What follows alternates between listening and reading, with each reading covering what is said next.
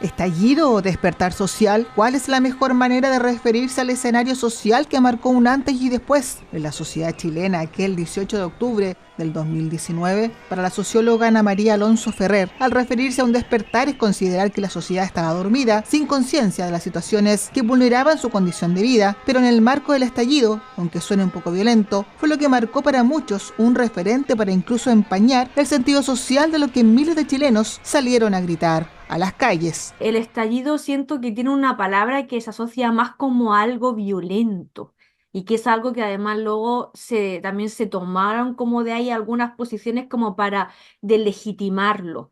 Y obviamente el cambio social, cuando uno se pone a estudiar cambios históricos en la historia de los países, no es algo habitualmente que sea muy pacífico. Los resultados del último estudio de la encuesta CADEM sobre las percepciones a 5 años del estallido social por parte de los chilenos y chilenas arrojaron datos concretos que aluden a una mayor decepción. Para el 58% el estallido sigue siendo la expresión de un descontento social generalizado. El 57% cree que fue necesario para visibilizar los problemas del país. Además, Chile transita en 5 años desde la esperanza al miedo. El 70% considera hoy que la prioridad es la delincuencia y el 63% cree que Chile es hoy un peor país que antes versus el 74% que en el 2019 opinaba que Chile sería un mejor país una vez más que superara la crisis. En San Antonio los vecinos y vecinas también dieron sus opiniones sobre cuánto valió la pena el estallido social. Pura calamidad nomás.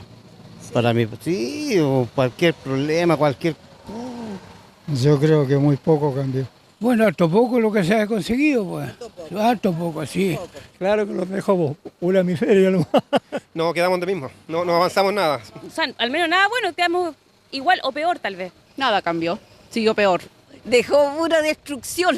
Mucha gente, cuando tuvo la posibilidad en sus manos, o sea, una nueva constitución, no lo hizo. Es difícil ver cuando el tema de la constitución que se iba a cambiar, que al final no se cambió. Una pregunta que muchos piensan sobre si valió o no la pena este también llamado de atención a las cúpulas políticas sobre la realidad que la población chilena vive y que refleja el extenso desafío de equidad ante derechos que son catalogados como humanos, como por ejemplo salud, educación, vivienda, etc. Para Ana María Alonso Ferrer, existe una diferencia entre lo programado y espontáneo al referirse si valió la pena esta también llamada revuelta. La socióloga apunta que el cómo gestionar los cambios planteados en las marchas fueron tal vez los inadecuados, ya que 2 procesos constitucionales quedaron solo en el intento de provocar un cambio más estructural. De repente se podría cuestionar más si valió la pena o no los 2 procesos de intento de cambio constitucional, si esas eran las vías,